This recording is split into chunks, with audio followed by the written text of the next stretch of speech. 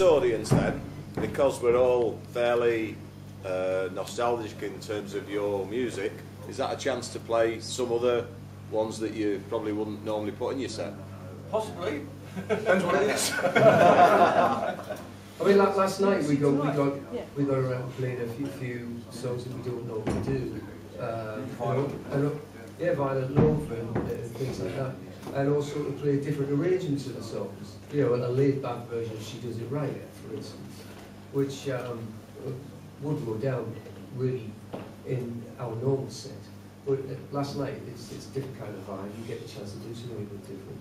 But for the most part, as Kevin was saying, we've got to do, Rock said, She Does It Right, we've got to bring in alcohol, down the dollars, you know, people will be disappointed if we didn't. So that's, well, a good 2/3 of your set straight away. So we just move things around those. You guys must be one of the hardest working bands in the history of rock and roll, I suspect. You really do it all the time. There will come a stage when you're probably feeling a bit tired. We're all sitting down now for a start. Do you see anybody who's likely to carry on the flame, the stuff that we all love? There are a couple of young bands, one of which it's called The Stripes. They played here not long ago, and there's a band called The 45s who support us. Is that your mum and dad over there, is it? Yeah, they support us at Clapham Grand the other week, and they're managed by a guy who used to be road manager for Feelgood, and he's bringing them along tonight to do a couple of songs. Oh, wicked. Well, that's an extra treat. You got the 45s. Do any of you have any pre-gig rituals or lucky talisman? Or after you. Special on the way. Apart from the alcohol, not really. There is one pre-gig thing that we all have to do though. Let's visit the loo because we're an hour and a half without it. That's usually the last thing. There's a lot of bands engaged in group hugs, which is a bit. Yeah. It's soft, you know. Where are they? Anything else? You've got a few guitars in your armoury, Steve. Yeah. But which is your favourite? My 67 Telecaster, no question. Which is not here today. It's done thousands of gigs. I bought it in 1976. And my wife and I saved the money for it in a piggy bank. And when the guy brought it round to sell it to me, we just emptied all the money out. It was £180, which was quite a lot of money in 1976. But I didn't care, I wanted it so much. And, yeah. So Did your wife feel the same way? Beg pardon? Did your wife feel the same way? Yes, she did, yeah, absolutely. Tell them the story about parking your car. Some years ago, we did the Libra Memorial here, and the next day we had a gig in London. I was in my car, we did the gig here, then the next day we had 2 hours to kill, and I had one friend from Germany, one friend from Finland with me. I took them to London, we had 2 hours to kill, and I thought, well, okay, let's go to Tower Bridge, to visit Tower Bridge. So I parked my car in a multi-storey car park with the Telecaster, the plank as I call it, in the back, in the boot, locked away.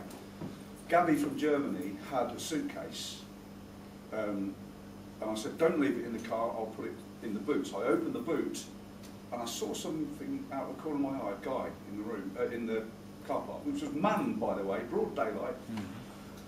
Anyway, he saw me put this bag in the back, so he obviously knew that there was something in there. Shut the car, never thought anything more of it, went to Tower Bridge, came back within an hour. Car was broken into, 2 suitcases, my suitcase, Gabby's bag, and the guitar gone.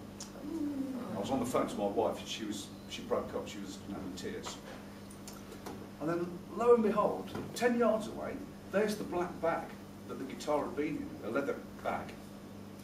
I thought, oh, whoever's stolen the guitar has dropped the bag and taken the guitar, but I opened it and it was in there. I couldn't believe it. I think what must have happened was that he was carrying 3 bags, and he couldn't carry it, and the alarm would have gone off in the car, and he couldn't carry 3, so he ditched the guitar. Wrong choice, it's worth it in the car, you know. So, thank you. Whoever was looking down on me that day, I got the guitar back. But apart from anything else, anybody else could have come along at that point in time and taken it. So I now leave it at home most of the time. Mind you, I would like to add that because of his paranoia of having it stolen or broken, we were at a gig one night and he decided to keep it, he keeps it by him all the time. And we'd gone in his car and he had to unload some stuff out the back of his car for us to get in the car, and he propped the guitar up against the back of the car, and we all got in, shut the boot, and he reversed straight over. Broke the neck. But it's been repaired. I mean, you would never know. But It's had its neck broken twice, in fact. so you never really know what to do with guitars. Yeah. Sir at the back, question. Oh, thank you. This is actually to all 5 of you. Myself and my friend here, we come actually to see you lot. You know, forget the past. I know that's sacrilege to some people, but it's not. And in our opinion, our humble opinion, Mr. Walwyn there is probably the best guitarist that's the Feelgood's ever had. So therefore, I want to ask each of you in turn, who is the second best Feelgood guitarist and why? Because you must have played and experienced them all. Phil. Can I go first? No. Well, I can say I've, you know, over the years I've played with all the Feelgood guitarists, you know, including Johnny Guitar. I did have a session with him. I've played with all of them. My personal favourite, next to Steve, is Jippy Mayo.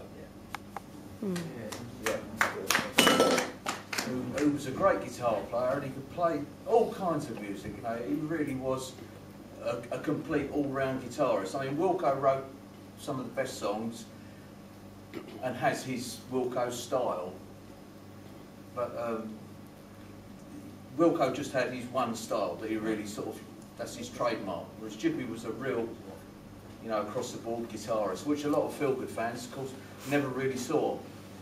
I can remember he was round at Kevin's house, I think. Well, we went round to his house one day, and he was just sitting there chatting to us over a cup of tea, and he always had his guitar in his lap. And some of the stuff that he's playing, just while he's talking to you, is amazing, or was amazing. You know, so he was my favourite. I'd agree with Phil.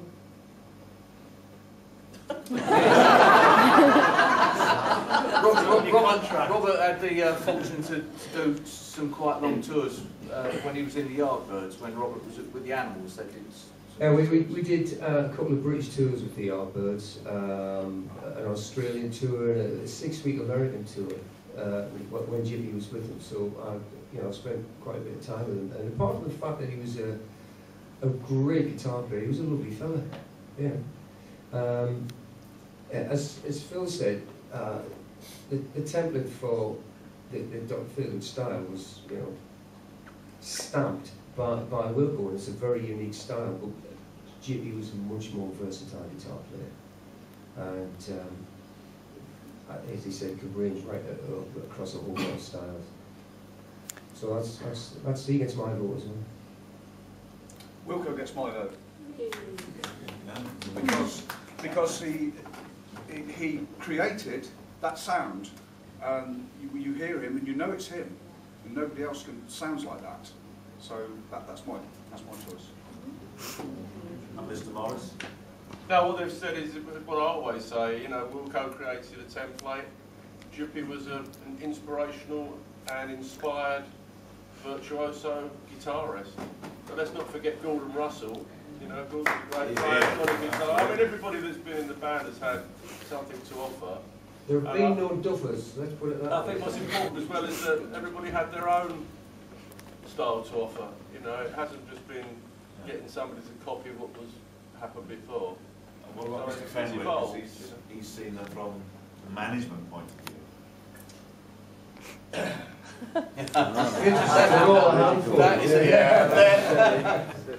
All of the guys, and this is just been touched on, there's never been a dapper. You can't afford to. The Feelgood lineups have always been a 4-piston engine, and everybody who's been in the Feelgoods, short period, long period, has always given their all. and it's difficult to say if you, at that point, it meant that. It's always worked, and they've always weaved their magic. From where I sit, it's impossible for me to say who has been a favourite guitarist, because they've all been great, and they continues to be so. And I can't say, oh, at this point it was that, at this point it was that, because we've been in and out of the valleys of our career. It's been up, it's been down, it's been left and right. I was at Chippy's funeral last week. It was a very, very moving experience. And, you know, I love the old boy to bits. I mean, he certainly, boy, could he play. And in fact, he was, in a way, kind of too good in some respects for the stuff we were doing. But he cruised along with it. But no, I don't have a favourite, and I just haven't got one. So it's really to everybody, but probably you might not have a particular point of view in relation to it, but I'll ask you all the same. So it's a question of where your allegiance lies to, the image and sound of Dr. Feelgood, or representing the feeling of Canvey Island. Which one of those, if you had the choice, would you like to push to the foremost and retain and sustain, or is it a choice? I think the spirit of Canvey Island is integral to the sound and the approach of Dr. Feelgood. It's part of the soul of it. You know, so I don't think you can separate the two. Say one is one, you know, that's all part of the thing. You would, so you'd lose your allegiance to.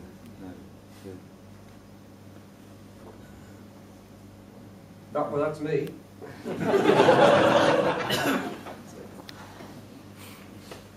So, yeah, have any of you got any new songs in the locker that perhaps could be aired at some point, or is that not a direction that you're going to go down in the near future? There are songs. It's getting around to doing them. You know how busy we are, and. You'll also, writing a song is just, you might come up with a song which you think is a good song, but it may not be right for the group, you know? So it's whether the right one comes along. The Friday night sessions, the quiet sessions, the acoustic, really enjoyable. Is there any chance of recording some of them like that? We did. Yeah, some more of them like that. we did, and you'll never hear it. We tried it, and we were not happy with the results. So that's not to say we won't try it again. Yeah. But we have recorded it, but it wasn't satisfying. No, not in our opinion. We weren't happy with it. And Robert, what's going on with Sunderland Football Club? You had to, didn't you?